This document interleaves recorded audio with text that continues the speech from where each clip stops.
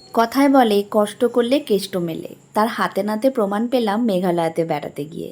যখন অনেক ঘন্টা ধরে ট্রেক করার পর শরীর প্রায় নুইয়ে পড়ছিল আর মনে হচ্ছিল যেতে পারবো না, তখনই এই ঝলকটা দেখে মনে যেন আবার এনার্জি ফিরে পেলাম। বেশ স্ট্রেংথ নিয়ে আবার লেগে পড়লাম। আমরা চলেছিলাম ফিফি ওয়াটারফলসের দিকে, এটা ছিল তার স্টার্টিং পয়েন্টটা। আমাদের কিন্তু এরপরে আরও অনেকটা দূর যেতে হয়েছিল আর এই জায়গাটা ভীষণ টাফ ছিল।